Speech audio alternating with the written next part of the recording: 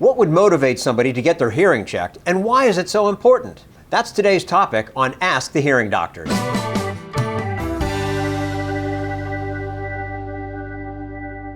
Hi, I'm Jim Cuddy, and this is Ask the Hearing Doctors, and I'm joined by Dr. Anna Anzola and Dr. Wendy Thorne, doctors of audiology at Hearing Doctors, the Washington, D.C. area's highest-rated audiology practice with over 1,500 five-star reviews. Anna, Wendy, let's get right at it. Daily interactions, situations becoming more difficult to navigate. This is what I'm noticing in somebody. Therefore, it kind of makes it easier for them to just sort of back off and kind of close up and not be a part of things.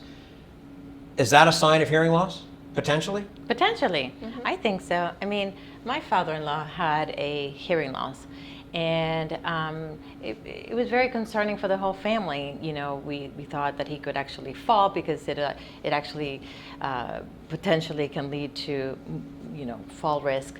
But it was just the more missing out in the conversations, the grandkids, what they have to say. And he really wanted to participate, but he found himself not putting himself out there.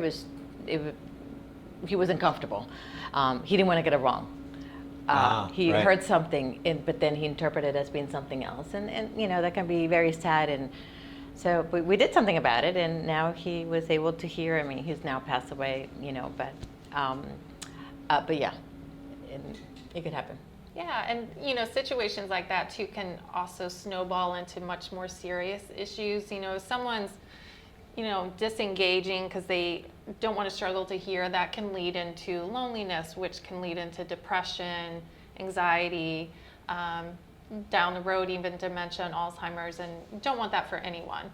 I would imagine just your quality of life in general is really negatively affected when you can't participate in Right. things that you're accustomed to participating in. Right, and you may not even know it, why you can't participate, why you're missing out, why do you have to ask for a repetition? I never used to do that, and I think that is very disconcerting for people. Recognizing the issue that you have. Recognizing, Exactly. but you end up, unfortunately, you end up recognizing the issue when it becomes, you know, more of a moderate. And when it's more mild, I think it's more obvious to the family, work partners, other people. Very obvious. All right, so you know, personal and professional relationships, they require a lot more effort when somebody has hearing loss. And it seems to be a frustrating situation, whether it's for the person that has the hearing loss or the person that's trying to get through to somebody.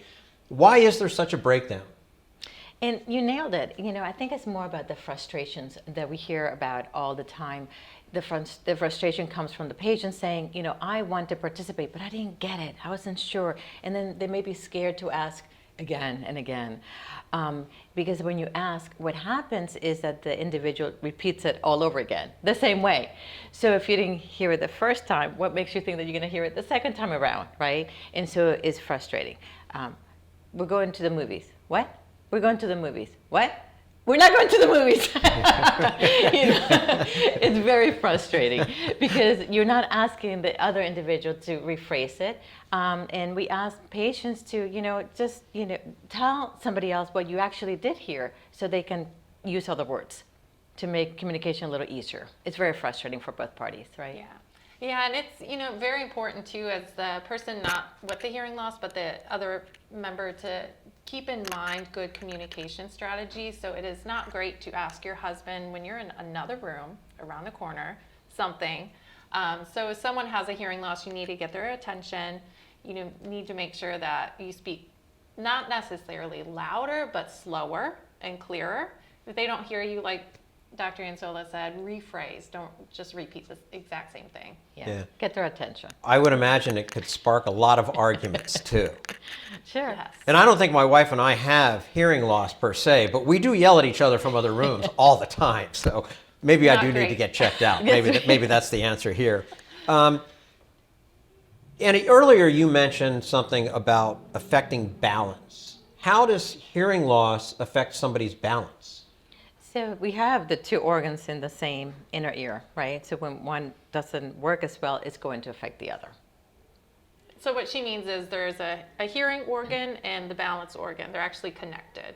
So if one part kind of starts to slide like the hearing loss, sometimes that can affect the balance as well. Ah, so it's directly connected. Yes. Physically, yeah. Yeah. This is one that I found not too surprising, but there are studies that show incidence of dementia obviously on the rise. I mean, we're a larger population, we're a growing population. That would make sense. Hearing loss affects so many people. That also, I would assume, is probably on the rise. But why is there such a link between those two, dementia, any form of dementia, and hearing loss? Well, I think it's more the cognitive decline. You know, that part of the brain that's responsible for processing that information. We don't hear with our ears, we hear with our brain. So if the information doesn't get translated very well, either because of lack of information, you're having to outsource the information from other parts of the brain, and that part of the brain tends to shrink, and so therefore you're not exercising it, like you're using your eyes to maybe do a lot of lip reading. Now you're not going to be able to do it if your wife is around the corner, but if she's over here close to you, you end up using a lot more of your eyes. And unfortunately during COVID, we're getting a lot of people coming through our door saying, this is just making it real for me. I really have to deal with the issues. I've been putting it off, and it's so easy to put it off. Put it off, put it off, put it off. Because remember, it's somebody else's problem. It's not your problem. Right. You're the one that was Right. mumbling, That's right. not me. And so that can become very serious. Yeah, and that connection too with dementia, it was actually a study that came out of Johns Hopkins, what was that, like 2014 or so? Not too long ago, where they actually found that link. And what they think is when that portion of your brain isn't hearing, like Dr. Anzola said, those neurons rewire for something else, or it can actually physically shrink. And that can lead into someone isolating themselves, dementia, and loneliness, all of that. Sure. Could it potentially make the dementia worse? In other words, fast track it to the downside? Yeah, I mean, remember, you're isolating yourself. You're not using all your resources. You're outsourcing the information, but it takes so much work. It takes a lot of energy out of your brain. You can get very fatigued and then tired. It's too much work. Yeah. And you rather say, I'm not going to attend. I'm not going to that restaurant. I'm not going to that place of worship. It's just too complicated. Yeah, and even a mild hearing loss can double your risk of, or a mild untreated hearing loss can double your risk of developing dementia. A moderate loss can triple your risk for dementia, and a severe loss can quadruple your risk for dementia. And here again, we're talking about things that are connected. Everything's connected. So if your Everything's hearing is connected. bad, it's going into the brain, and if there's a breakdown, other things could go wrong. And hearing is a lot more about communication, relationships. Right. Right? It's the only organ that keeps us all in great communication. And if it's failing, you're not going to do well. Right.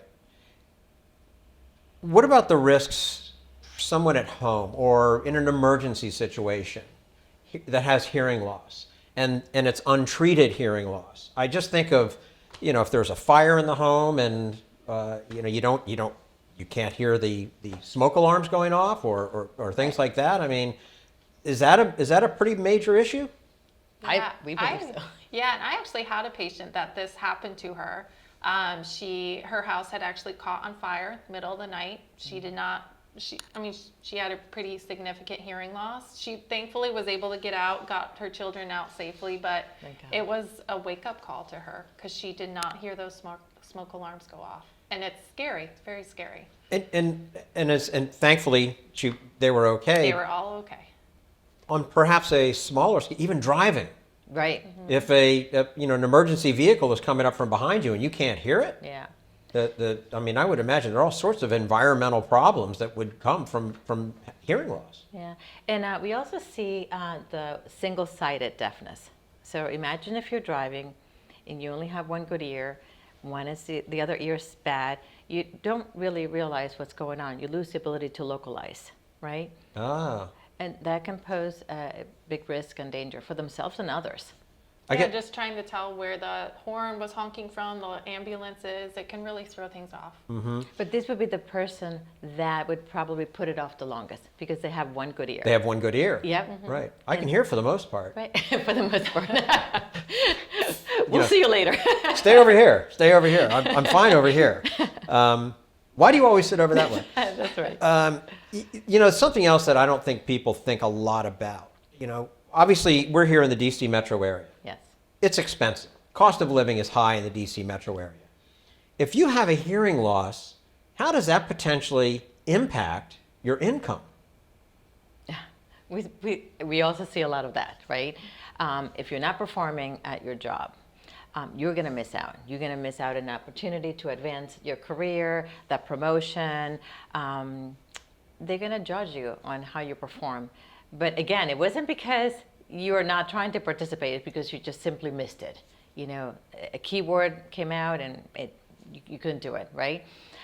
For the companies, they're having to put out a lot of money to make sure that they're taken care of. So it works both ways, you know. So companies, you know, we like to talk to huge organizations to really take more of a proactive effect on their health care, on the people that are under their memberships, you know.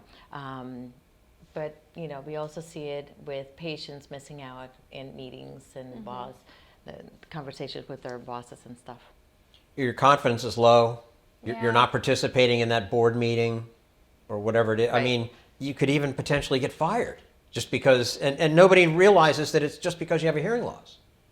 That's pretty devastating.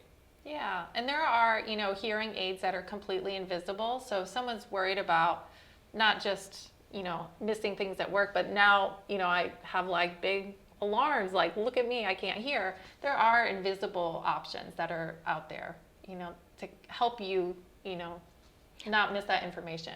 And to overcoming the stigma, it's Right. really what it's all about. So we have miniaturized nanotechnology that is very discreet but very effective. Yeah.